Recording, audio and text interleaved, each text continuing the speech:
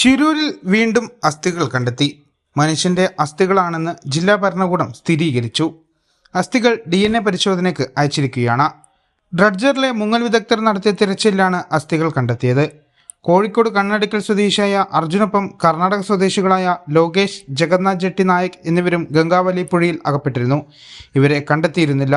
ഇവർക്ക് വേണ്ടിയുള്ള തിരച്ചിൽ തുടരുമെന്ന് കാർവാർ MLA സതീഷ് കൃഷ്ണസേൽ വ്യക്തമാക്കിയിരുന്നു. ഇതിന്റെ അടിസ്ഥാനത്തിൽ നടത്തിയ തിരച്ചിലിലാണ് അസ്ഥി കണ്ടെത്തിയത്. പിന്നീട് അത് മനുഷ്യന്റെ അസ്ഥിയാണെന്ന് സ്ഥിരീകരിക്കുകയായിരുന്നു. നീണ്ട 71 ദിവസത്തെ ദൗത്യത്തിനൊടുവിലാണ് ശിരൂരിലെ മണ്ണിടിച്ചിൽ കാണാതായ അർജുനെ കണ്ടെത്താൻ സാധിച്ചത്.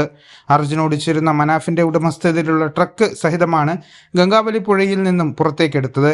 ക്യാബിനിൽ അർജുന്റെ അസ്ഥികളും കണ്ടെത്തിയിരുന്നു. DNA പരിശോധനയ്ക്ക് ശേഷം കണ്ടെത്തിയ അസ്ഥി അർജുന്റേതാണെന്ന് സ്ഥിരീകരിച്ചു. തുടർന്ന് കണ്ണാടിക്കലിലെ വീട്ടുവളപ്പിൽ സംസ്കരിക്കുകയും ചെയ്തു. കേരളത്തിലെ വിവിധ ഭാഗങ്ങളിൽ നിന്നുള്ള ജനങ്ങൾ അർജുന്റെ സംസ്കാരത്തിൽ പങ്കെടുക്കാനെത്തി. കാർവാർ MLAയും അർജുന്റെ വീട്ടിൽ എത്തിയിരുന്നു. News desk 1 India Malayalam.